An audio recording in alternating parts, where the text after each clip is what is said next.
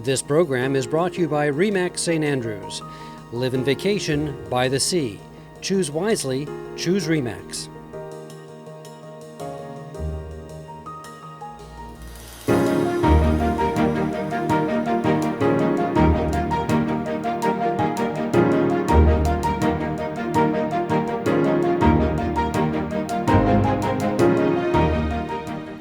Hello, my name is Andrew Faas, and welcome to Following the Golden Rule. And I'm your co-host, Jay Remer, and I will be joining Andy for the next 26 weeks discussing the ABCs of building character. We invite your questions and comments on the CHCO-TV Facebook page, as well as the YouTube channel where we will be broadcasting the show. Today we're going to be discussing believability, but before we get on to that topic, we had a number of comments that came in last week. A number of them had to do with how we looked and the fact that it was scripted and this was cut off and I had a shiny head and things like that. But there were two other comments that were quite interesting.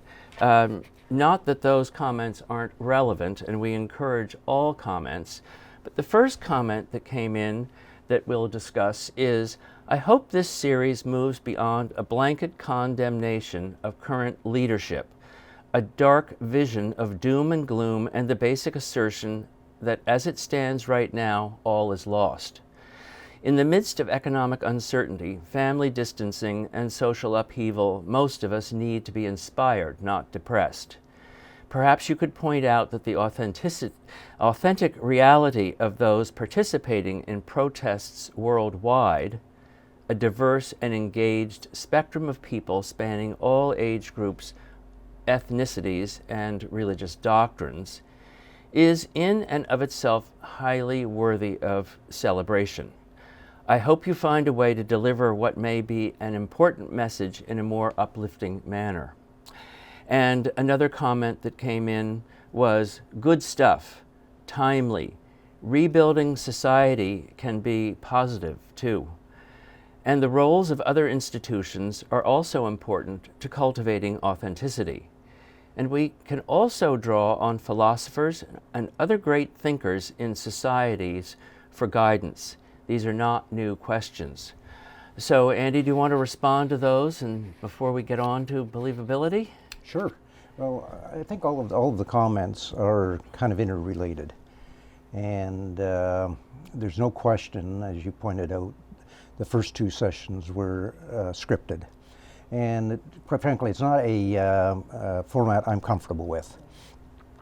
But one of the things I wanted to do in this series is kind of set the table in terms of what is the current situation, and responding to a lot of questions I've been getting over the last number of weeks on what does the new world look like and what are the new norms. And my response to that is, quite frankly, I don't know. And anybody that claims that they do know doesn't know what they're talking about. One of the things that I can be very confident about is it's going to get ugly. And I think when everything is said and done, the last depression will look like tiddlywinks compared to what we are going to be faced with. Mm-hmm. Now, that may not be immediate, because I tend to think that governments are going to pour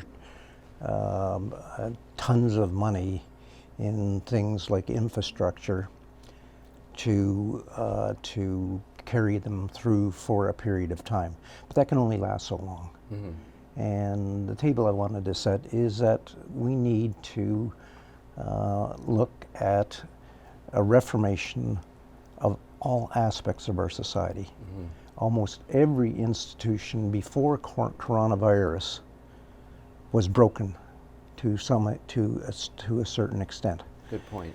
And from what I found, the reason that it was broken is the social and economic model that we're working in and operating on. And it is a command and control model where people are told what to do, and they're not included in the enterprise, and by included, having any influence or say on what needs to be done. And the focus has basically been counting the numbers versus focusing on how the numbers are produced. And so the comment about it being uplifting, I've got real difficulty in doing that. You asked me a question, and it was a question that we got from one of the viewers, or quite a few of the viewers, on how confident am I that this reformation will occur. And I should have answered, I'm not confident at all. And one of the benefits of doing the scripting for the first 2 sessions is that it camouflaged how angry I am. And I think if I spoke off the cuff, I would not have been able to marshal my comments or thoughts because I'm totally outraged. Yeah. And one of the objectives here is we need more people to be outraged. Right. And we're starting to see that in terms of the protests and the diversity of people who are protesting. So as far as believability goes, or being believable, I've thought about this, since we decided to put this series, to broadcast this. And so I have some of my own ideas, but more importantly, what do you've studied this greater length, what do you feel is a good definition for us to work with as far as what believability actually is? Well, I'll quote others on that, because so look at it in the context of change is needed. And every organization, or most every organization, because of some economic realities, have to make some fundamental changes to the way they operate. And in most of the cases, it will mean downsizing, eliminating or reducing activities, and that's either going to be done one of 2 ways. Those changes are going to either be dictated under the old command and control system, and for the immediate, it may have to be that way, rather than the model that we're advancing, which is a collaborative model. So I'll use a quote by Edward Morrow, and he said, "To be persuasive, we must be believable. To be believable, we must be credible. To be credible, we must be truthful." And it's really as basic as that. But people have to believe in the reason that the changes are necessary. They have to believe in the method by which those changes are occurring. They have to believe in the people who are making those changes. And they have to believe that the people who are making those decisions are doing it so that it minimizes the negative impact that it has on people. It's interesting. There's so many people in, let's just say, leadership roles around the world, and not just government, but organizational leadership as well, who flat out lie. And what happens is it's very difficult sometimes to differentiate between the truth and the lie. So one question that I always have, how do you go about deciding if you're going to believe somebody or not believe somebody? Well, I would say that the lying is very transparent. Okay. And doesn't take a forensic psychologist or a lie detector test for people to figure that out. Mm-hmm. We're in a culture where it's okay to lie. Yeah. We've normalized it. It's okay to deceive. It's okay to discredit. It's okay to distort. Mm-hmm. It's okay to deflect. And so when you look at all of those D's, Mm-hmm.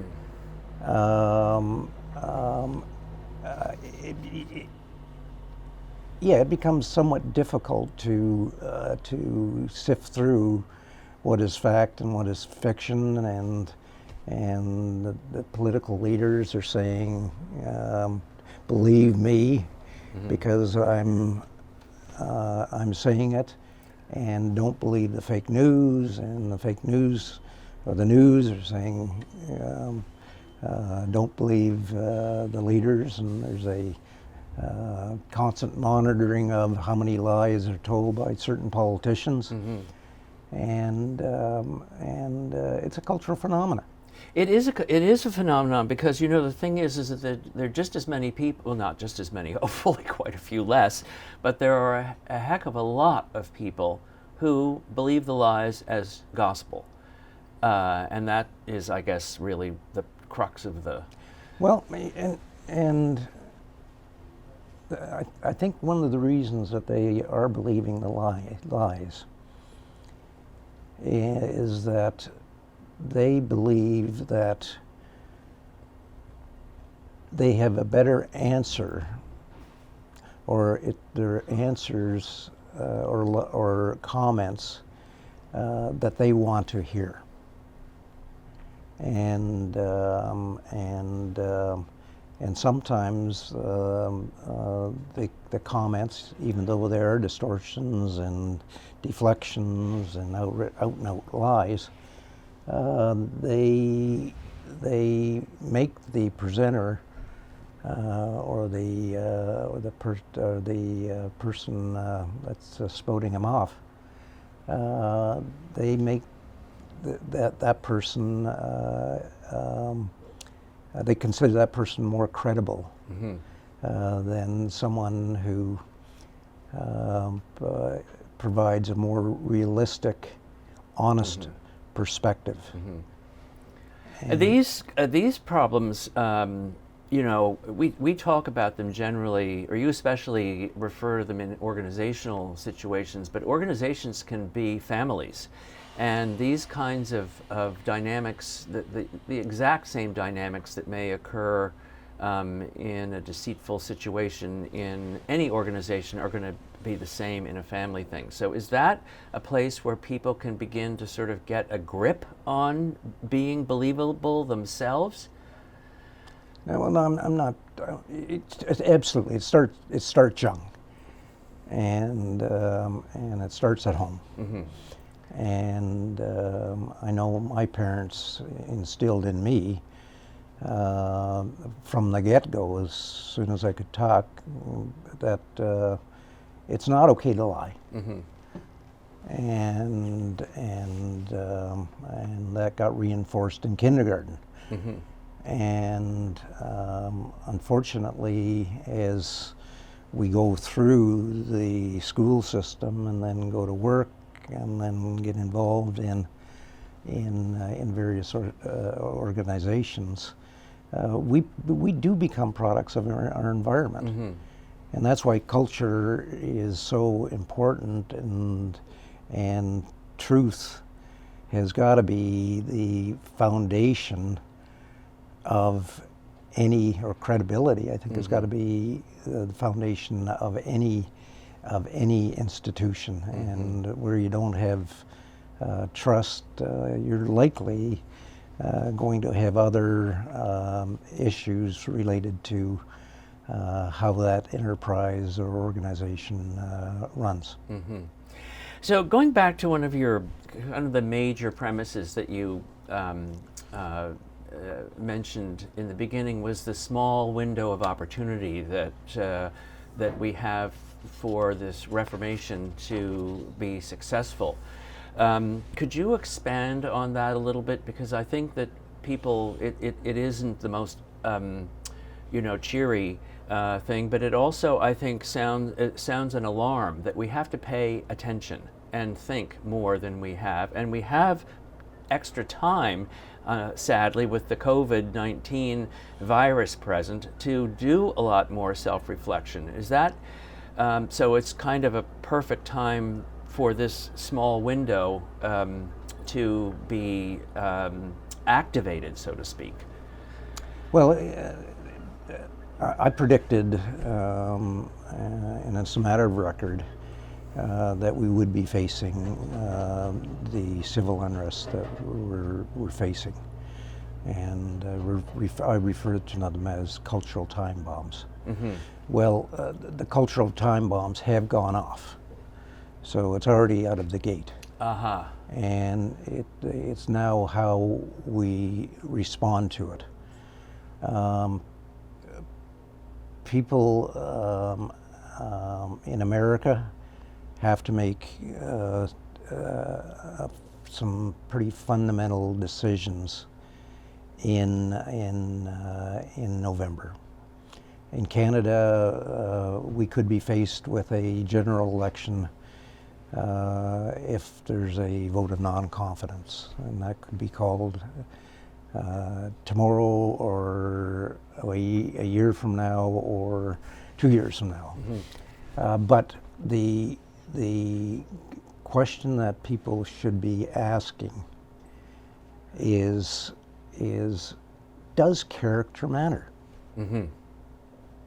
Does being believable matter? Yeah. And people will be voting for people that will represent them. And they should be asking themselves, how can I believe that they are going to properly address what needs to be addressed? How can I believe that I'm going to be included in the solutions? So, do you think that the current Black Lives Matter movement is going to help us to reach that, or to get to the thought process required for this reformation to take place? Not until we look at it in the context of everything else that needs fixing. And if we continue to look at it the way we're looking at it today, the danger that we face here is for our governments to say the municipalities and the states and the provinces are unable to control the thing. And when that happens, we will have a police state. And is there a historic precedent for that? So, because that's a fairly very extreme type of action, really. Yeah, the historic precedent for that is the early 30s, and the brown shirt movement. How has being believable, assuming that you have been believable given the success that you have achieved, how has that influenced your success? Well, I attribute my credibility and believability to all of the success I've enjoyed. And let me put that into the context of what I've done. I started my career in labor relations and representing management. And for 10 years I was chief spokesman for Canada's largest unionized enterprise. The proudest my accomplishment is that under my watch, in those 35 plus years, there was not one strike, there was not one walkout, there was not one case that went to arbitration. And we were able to make the necessary changes so that we could grow, prosper, and provide a good livelihood, an adequate livelihood, and social protections and security and stability to our people. And the reason for that is the unions trusted us, but we decided to not dictate the change, but to convince people to buy into it and participate in the change. And they did believe us when we said, we will minimize the negative impact that this has on people. That is the approach that is necessary for, if organizations are going to fix this in a sustainable way. There's no other option from my perspective. And when we talk about the short window of opportunity, this is not like flicking a life. You have to earn that respect. So I'm just wondering if there are any other particular points or takeaways about believability that you would like to make.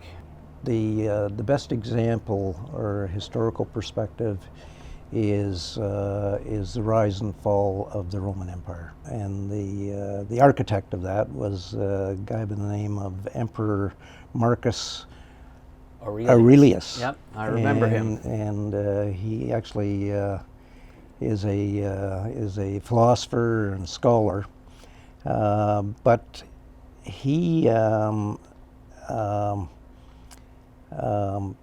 what that taught us, what he taught us, is and he just used a few words. And the few words were, if it's not right, don't do it. If it's not true, don't say it. So the Roman Empire, in its glory days, was patterned after that. Yeah. When he left, the Roman Empire went into a spiral because of basically greed and corruption, and that's the situation we're in today. Yeah.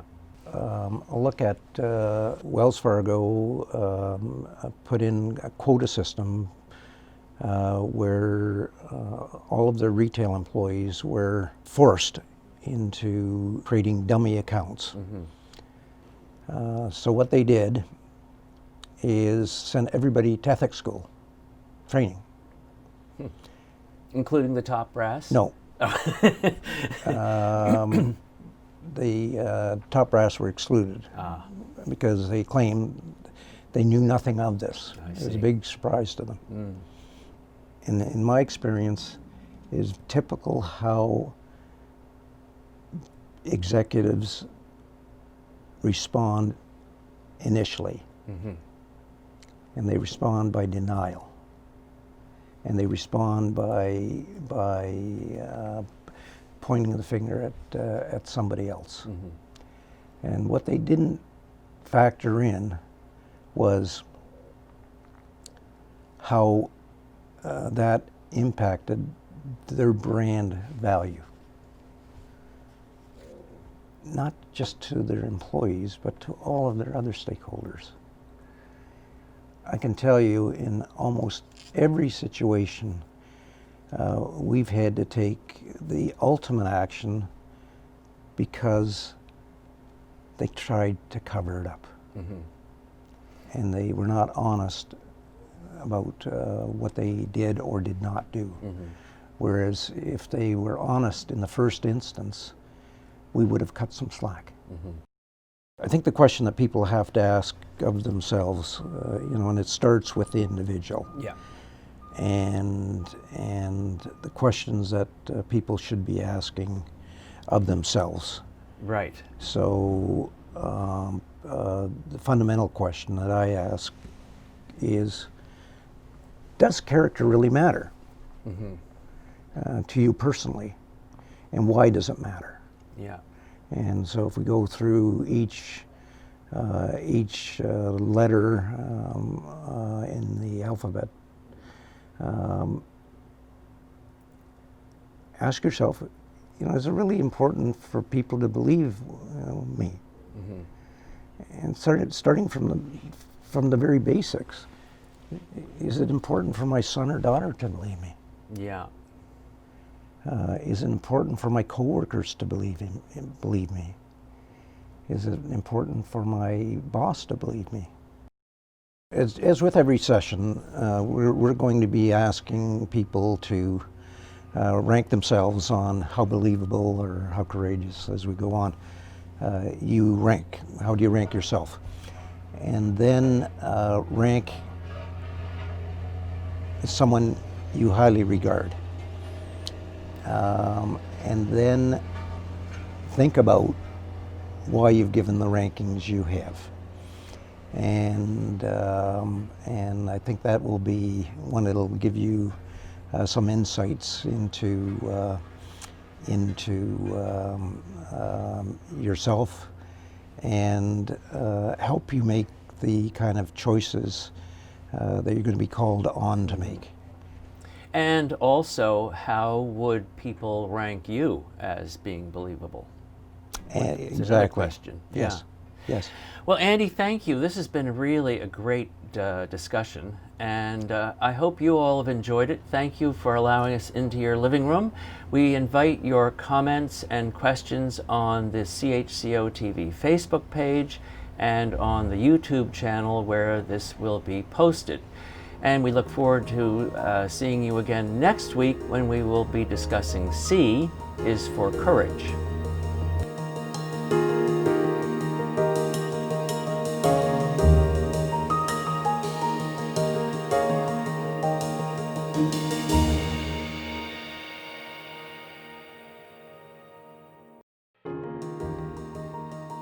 This program is brought to you by Remax St. Andrews. Live in vacation by the sea. Choose wisely. Choose Remax.